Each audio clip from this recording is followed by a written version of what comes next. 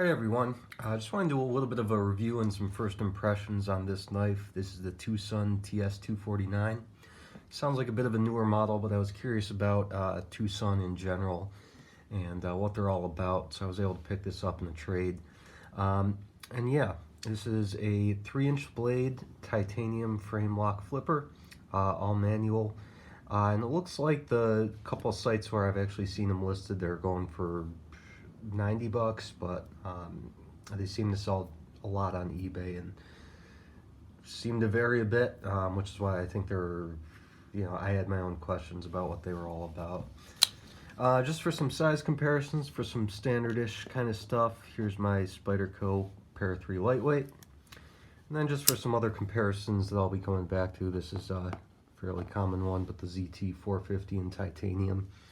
And I'll probably want to talk a little bit about using that as sort of a benchmark, if you will, for some of the action on this guy. If I didn't mention, this is also in 14C28N steel, which I don't really have any experience with, but my understanding is it should be maybe a little better than VG10, so maybe probably similar to like the BD1N that you get on the Para 3 Lightweight, which, we'll see. I've got enough pocket knives around and enough, little enough cutting work that I tend to do that don't tend to go through edges all that quick anyway. But yeah. So yeah, picked this up, just out of curiosity. But I gotta say the action is definitely pretty solid. It's not as snappy as the ZT, and it doesn't feel quite as it's not as smooth on the close. It's definitely not drop shutty. You'll get there. I have disassembled and lubed it up, cleaned it out and everything. It didn't seem to make too much difference, and I will be curious over time to see how well that breaks in, if that gets any better. But it's definitely a satisfying kind of flick open. I think they did a really great job with the flipper tab being both subtle here, the way they've got this almost cut out for access, and it just feels like there's really no way that you can flip it without actually getting it to deploy properly. I've also been impressed by the ergos in general. It's very comfortable in this kind of grip. This cutout design they have through the scales is actually great for gripping, and it's got a little bit of a swell here that fills this sort of area in my hand very well. It just feels great to me. I assume this is just a sharpening choil that's very big. You can almost use it as a finger choil if you don't mind clipping a little bit, but it's not the most comfortable grip. Yeah. There's the close. Some people I had seen on forums complain about the clip. I think it's actually fine. I've had no issues sliding it in and out of my pocket. It's a reasonably deep carry, and it seems fine. I can't tell if this is a milled clip or just like a folded over steel one, but it seems to work fine, and it's absolutely unobtrusive in the hand when you're doing that. The big thing that was one of the nicest kind of surprises, I saw this was a 0.12 inch blade stock thickness on this guy, and a 3-inch blade, which oftentimes feels a little thick to me with certain ones. Like this guy is 3¼ inch blade with that 120,000 stock, and it's one of my less slicey knives, I would say. But this guy, the way they've done the grind on it is full flat, with a great finish to it. I like a lot as well, but it's really a full flat, and there's almost no secondary bevel on it, and it's just really thin behind the edge and really slicey, and I've been impressed.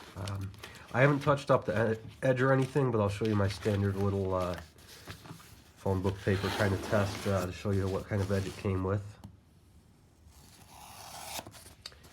Take out that piece of paper.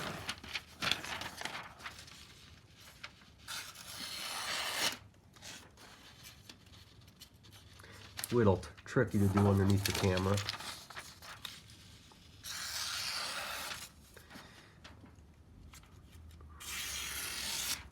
Yeah, this thing is like my Open L or something with how easy it is to just fillet those up. So that's been quite impressive. Um, so this is, definitely kind of a size that I like. I already showed the Para 3 Lightweight and the ZT450 that are, similar-ish ranges. The ZT has a little bit more blade length on it. The Para 3 is similar but has less cutting edge because of the bigger finger choil. Um, and the handle isn't the thinnest thing. It's not the lightest thing in the world. I'm not sure exactly what it is. It doesn't feel, heavy by any stretch of the imagination, but with the cutout, I thought it may have been a little lighter. Um, little chubby in this direction, but it doesn't feel it like in the carry, and it doesn't really bug me like some have. So no issues there. Um, and yeah, overall, I wanted to try it out, and part of my thinking with this was that I thought that this would be a great knife to use to try out for my first attempt at an anno job. And I'm really definitely thinking that more and more as I get this in hand. One of my big criticisms with this, I would say, is I've gotten it in hand and everything, is the titanium on it is definitely has a much duller kind of finish or something to it. And I also noticed when I was doing the disassembly that the bearings there's actually a washer underneath the bearings between the bearing and the titanium scale, which is unusual. They don't do that in the ZT. And yeah, the titanium grade that had been listed was something I hadn't heard of, so I'm not sure if this is a lower grade titanium or something. But yeah, and it doesn't have much of that same kind of luster to the finish. I'm not sure if taking some Barkeeper's Friend and everything will, and it's titanium watch band.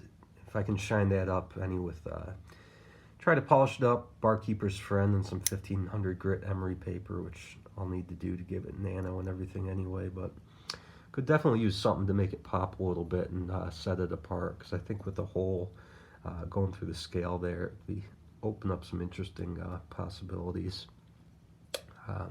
On that note, one other thing that has given me a little bit of trouble is I'm trying to figure out exactly how to get this clip off. I'm not finding a bit that's fitting a screw in there or anything, so I didn't check if there's an internal clip screw. I'm just really hoping they didn't do something annoying like use a T5 in there, which I don't happen to have. Maybe just have to do one side anodized, probably a 25 volt bluish or something like that. But that'll be a fun project. I wasn't sure what to expect getting this, and unfortunately, in a way, I think I want to keep it around just because, in a way, I thought it'd be nice to be able to, I'd pick it up, check it out, and move on and be able to fund some other things on my wish list. But I do like it. Let's see, a couple other things to point out. Captive pivot screw, which is nice, but oddly enough, the two other body screws are free spinning, and they actually really are like very free spinning. You really need two drivers on either side to be able to tighten them or loosen them at all, just the way it's fit in there, which is a little inconvenient, but not the worst thing in the world. And then you definitely have to be aware of finger pressure on the lock bar because of the fact that there's this gap in here. Basically the entire arm of this side of the scale, because it's got the cutout, is all that lock bar essentially. So it does make it a little challenging at times to get your finger clear of that when you're opening it or closing it especially. But it doesn't matter too much. Like I've just got my finger like that right now. It's pretty, and it fires out basically no problem. It's probably more the close where you can have issues with it. But this thing's still breaking in. Yeah, so overall, like I said, got this thing out of curiosity as potentially kind of a kit, kind of knife to do some anno work on. And, I think it looked pretty nice with a, electric blue kind of finish to it, with that blade showing through. I think it'd be kind of nice. And it's definitely just got that size and sliciness to the blade that I really appreciate. So some decent work, not a bad thing if you want to get your hands on a Tucson. I've been reasonably impressed. It's, you know, it feels like a step above a Civivi, for example, both in terms of action and materials. Um, 14C28N maybe isn't the greatest edge retention, but it's a stainless and hopefully a little bit better than your VG10 and whatnot. And then just the titanium, even if it's, maybe not the top of the line type deal, hoping I can at least get it polished up and, maybe get to pop a little bit more with some, running some electricity through there and doing some mad scientist work. But yeah, those are my overall thoughts and impressions. Hope this might be a little informative if you've been curious about Tucson as well. And have a great rest of your day, everybody. Bye.